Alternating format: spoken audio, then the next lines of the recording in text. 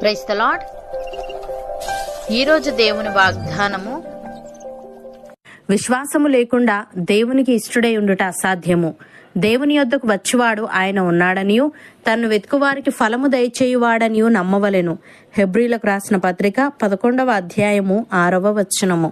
సహోదరి సహోదరులారా, ఈ వాక్యంలో 2 ముఖ్యమైన అంశాలు ఉన్నాయి. అందులో ఒకటి ఏంటంటే, విశ్వాసము లేకుండా మనము దేవునికి ఇష్టలుగా ఉండలేము. మన హృదయంలో దేవునిపై నమ్మకం లేకుండా మనము చేసే ఆరాధన, ప్రార్థనలేవి దేవునికి ఇష్టమైనవిగా ఉండవు. దేవునికి మనం చేసే పని కంటే మన మనసులో విశ్వాసం ఉన్నదా లేదా అనేదే ప్రాముఖ్యం. భౌతికంగా మంచి పనులు చేసినా మనకు దేవునిపై విశ్వాసం లేకపోతే అది ఆయనకు ఇష్టం ఉండదు. ఉదాహరణకు, ఒక వ్యక్తి పెద్ద మొత్తంలో కానుక ఇచ్చినా విశ్వాసం లేకపోతే అది దేవునికి అంగీకారంగా ఉండదు. మరొక వ్యక్తి చిన్న సహాయం చేసినా విశ్వాసంతో చేస్తే అది దేవునికి ఎంతో ప్రియమైనదిగా ఉంటుంది. అనగా విశ్వాసమే దేవునిని ఆనందింపజేసే మార్గం.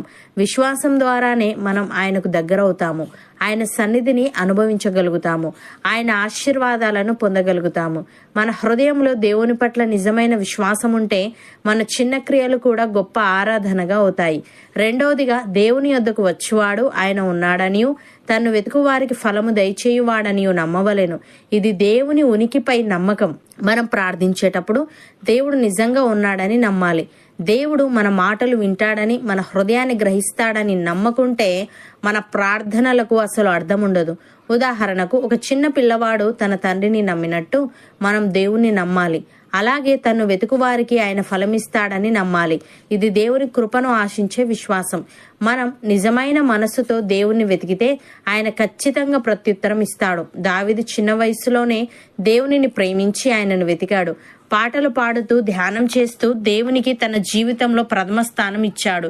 దేవుడు దావీదును రాజుగా నిలబెట్టాడు, శత్రు కుట్రల నుండి రక్షించాడు. దేవుణ్ణి వెతికిన దావీదు రాజకీయంగాను, ఆధ్యాత్మికంగాను అన్ని రంగాలలోనూ ఉన్నత స్థాయిలోకి ఎదిగాడు. ప్రియులారా, మనం హృదయపూర్వకంగా దేవుణ్ణి వెతికితే ఆయన తప్పక మనకు ఫలమిస్తాడు. కాబట్టి నిజమైన నమ్మకంతో ఫలము దయచేస్తాడనే ఆశతో మనం దేవుణ్ణి వెతుకుదాం.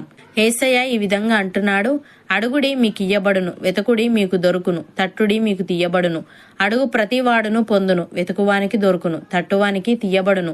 మీలో ఏ మనుష్యుడైనను తన కుమారుడు తన్ను రొట్టెను అడిగిన ఎడల వానికి రాతినిచ్చిన, చేపను అడిగిన ఎడల పామునిచ్చిన, మీరు చెడ్డవారయుండి మీ పిల్లలకు మంచి ఈవులను ఇయ్యనెరిగి ఉండగా పరలోకమందున్న మీ తండ్రి తను అడుగువారికి అంతకంటే ఎంతో నిశ్చయముగా మంచి ఈవులనిచ్చును అని. సహోదరి సహోదరులారా, ఆయనను బట్టి మనకు కలిగిన ధైర్యం ఏదనగా, ఆయన చిత్తానుసారంగా మనం ఏది అడిగినను ఆయన మన మనవి ఆలకించునన్నదే. మనమేమి అడిగినను ఆయన మన మనవి ఆలకించునని మనం ఎరిగిన ఎడల మనం ఆయనను వేడుకొనినవి మనకు కలిగినవని ఎరుగుదుము. అవును అన్నవారు నాతో పాటు ప్రార్థనలో ఏకీభవించండి. పరిశుద్ధుడా, ప్రేమగల తండ్రి, విశ్వాసము లేకుండా నీకు ఇష్టలై ఉండుట అసాధ్యమని, నీ యొద్దకు వచ్చువాడు నీవు ఉన్నావనియు నిన్ను వెతుకువారికి ఫలము దయచేయువాడవనియు నమ్మవలనని మా హృదయంలో నీ పట్ల నిజమైన విశ్వాసముంటే మా క్రియలు చిన్నవైన గొప్ప ఆరాధనగా అవుతాయని నీవు తెలియజేశావు. తండ్రి, నీకు స్తుతులు.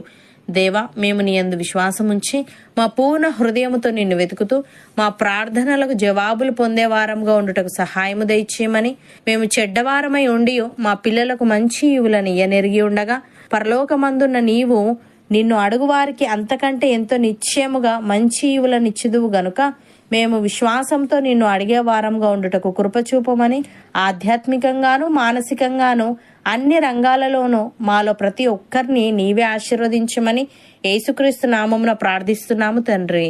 ఆమెన్.